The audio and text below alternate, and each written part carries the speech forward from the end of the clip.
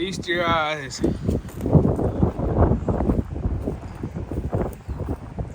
What a hot rod. She's windy.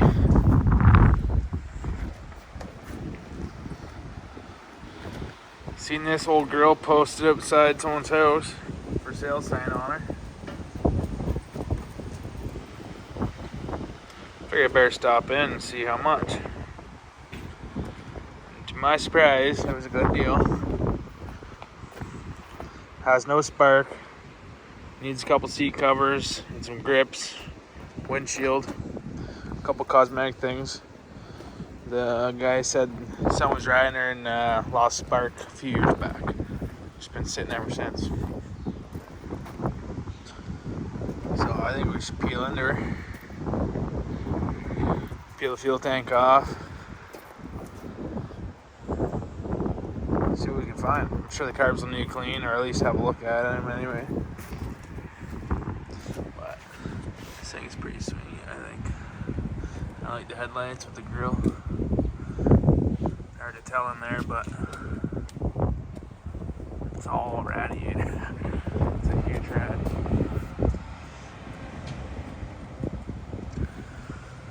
She's not too bad. 70,000 kilometers on her. Not the lowest kilometer bike, but tires are brand new. Front and back, the Yoshi's good. I give this a good wire wheel and then sand her down. Paint the exhaust with some VHT, make that look good again.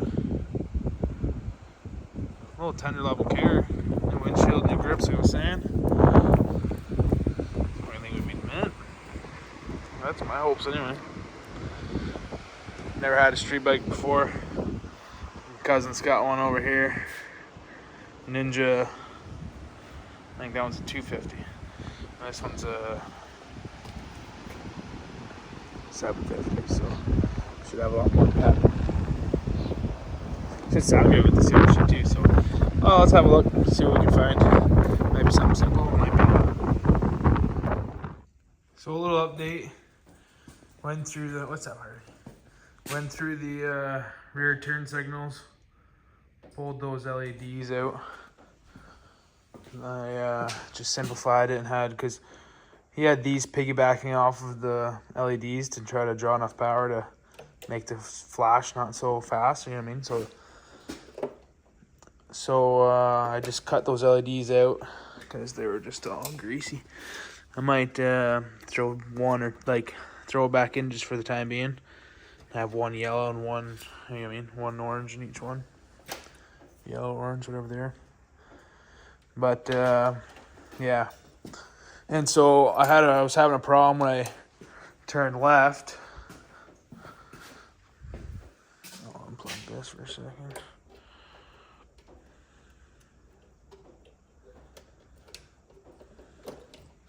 So I turned left, and my indicator wasn't flashing. And I'd go over here and I'd have a left and a left. And I'd be like, okay, just the indicator's not working. Then you go over to this side and that one's going. So I was like, what the hell? And I said, screw it. I'm just gonna take these out anyway, because that's all greasy back there. It was all jimmy rigged and messed up. So then I hooked up this one, is doing that. And then I said, fuck it, hook this guy up. Just for the fun of it, because I need to do it anyway to test this one to see if it's going. And then I go over here and I'm like, oh, the indicator's working again. Now this one's off. So it's weird little things like that, eh, Harley? Had to have a second bulb even hooked up, and it changed how this one was acting, which is weird. But now if I go left, I got the indicator. I go right, now my right bulb is going out back in my right signal. So that's good. Got that figured out. And then I'm doing tests online. I'm like, what's going on? Like, I plugged my fuel pump in and it wouldn't start. Shut that off. It wouldn't start when my fuel plug was plugged in. And right now, yeah. So right now it's turning over with the fuel plug plugged in.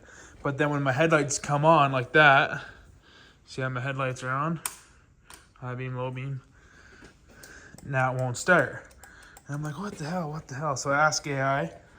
AI says, oh, it's probably a short or whatever. It's drawing so much voltage that it won't start. So I was like, oh, maybe my battery is drawing enough voltage. And like, it's not enough because it's only at 11. So then I hook her up to my truck, which is running 14 volts. Try to go to start it. Boom, fires right up. So the guy that sold it to me said there's no spark, and that's why I quit running. And then I tested the spark. When I had it hooked up to my car here, it wasn't idling. It was just at 12 volts too. I had a bit of spark, and I'm like, oh, like I got spark, what the heck? And then my lights would turn on, and I would have no spark because it was dropping the voltage so much, the lights all on. And so yeah, I hooked up to my truck with more voltage, and yeah, boom, pops right off, runs mint.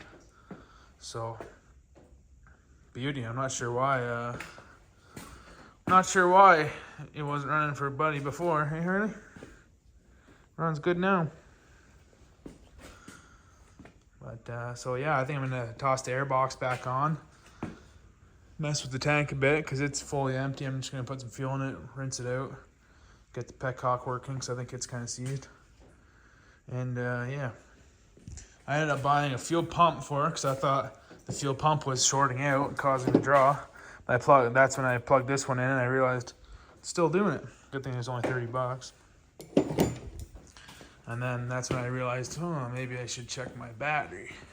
The battery's at 11, which we were saying that it might be too low for it. So yeah, turned out it was. Problem all along was the battery, I guess, the guy. Hey, Harley? You looking at me like I'm crazy, talking to my phone? Me? Big chewer. So yeah,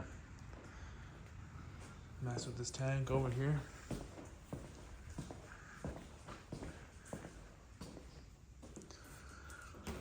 Pretty good shape, this stuff, honestly. Give this a good wipe down some stuff, but I love these tanks. They look like they're a fucking monster. Takes up most of the table. And then if you look underneath it, it's hollow, basically. You gotta fit the air box, get the air box back in there. Had a K9 air filter on it, which is sweet, so it's pretty clean, honestly. It might give her a blowout, but boom. Slap that stuff back together, throw some fuel in the tank, and hopefully she stays running by herself. Fuck, that'd be awesome, eh, Harley? Hey, girl. Yep.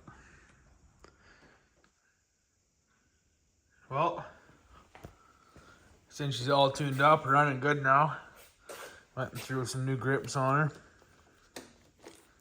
Got windshield coming in the mail. I'll put that on later on, but now we're gonna focus on these gross seats. A couple rips, couple tears.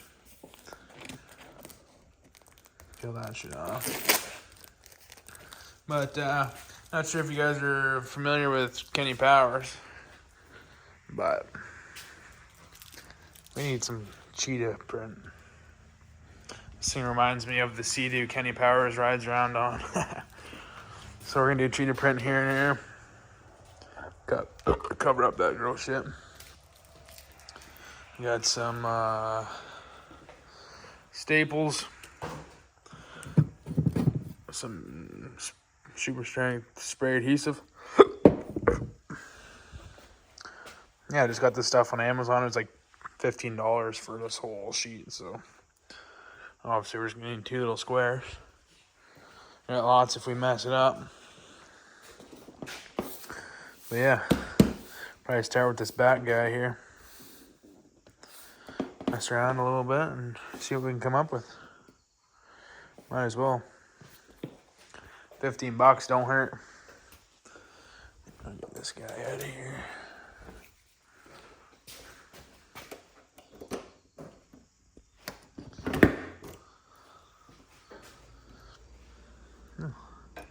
Little honeybee. Wonder where he came from.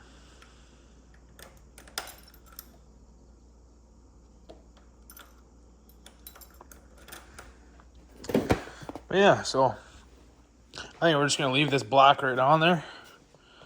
Get a little extra thickness. But yeah, shouldn't be too hard at all. Cut it out to the size we need. Get a rough estimate there.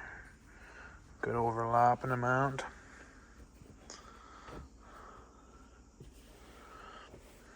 And we'll be cooking. Get back to you once I get this one tacked down. Now that's looking fresh.